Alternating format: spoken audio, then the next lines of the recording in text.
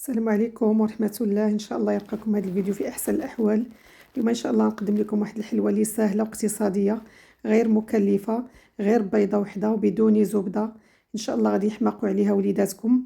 سهله وبسيطه. غنحتاجوا لها واحد البيضه، واحد الساشي ديال فاني، وواحد كاس الا ربع ديال السكر، كاس مع مرش ديال السكر. كنطرب هاد المقادير كلها حتى يولي داك الخليط ابيض، وداك السكر كيبدا يذوب ليا. كنعطيها شويه د الخطر في الاول حتى كتذوب ليا وتولي لي على هذا الشكل هذا.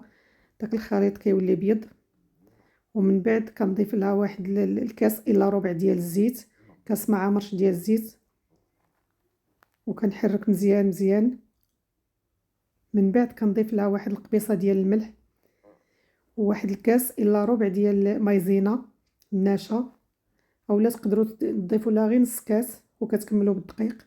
انا هنا ضفت لها واحد الكاس الا ربع ديال النشا. كنحركها حتى كتخلط ليا مزيان وتبدا تجمع. كنزيد لها واحد جوج ساشيات ديال الكاكاو، ما يعادل تقريبا واحد جوج معالق كبار. الا عندكم ديال العبار ديروا جوج معالق كبار، غير يكون من نوعيه جيده. ما عندكمش اكتفيو بهاد لي ساشي هادو، راه مفعولهم زوين حتى هما، كيعطيو لنا داك النتيجه اللي بغينا. من بعد كنحيد الطراب اليدوي وكنجمعها غير بيدي. استسمح ما تسجلش معايا المقطع.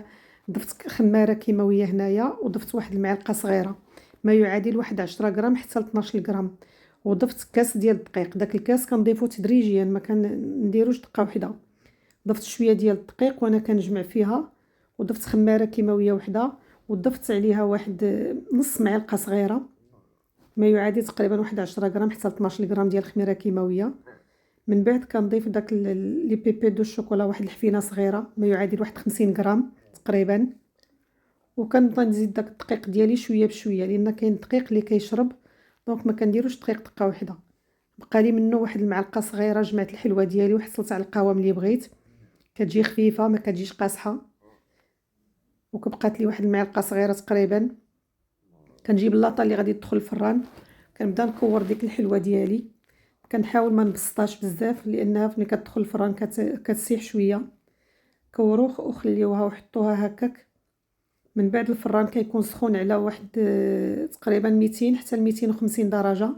كيكون سخون من قبل، سخون مزيان. كندخل اللاطه ديالي ونشعل عليها غير من الفوق حتى كتشقق ليا الحلوه من الفوق، ومن بعد كننزل العافيه ل 180 درجه وكنشعل عليها من التحت وكنطفي الفوق.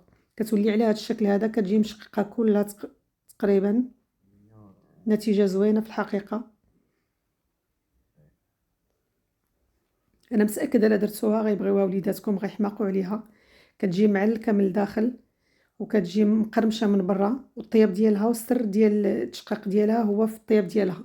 هي الطياب ديالها بحال ديال البهله تقريبا. كنشعلوا عليها من الفوق حتى كتشقق واحد 6 دقائق هكا تشقق، ومن بعد كنطفيو عليها ونشعلوا من التحت وكتعطينا هذه النتيجه هذه. كنهبطوا الحراره حتى ل 180 درجه، ودغيا دغيا كطيب واحد 15 دقيقه، كتاخذ وقت طويل.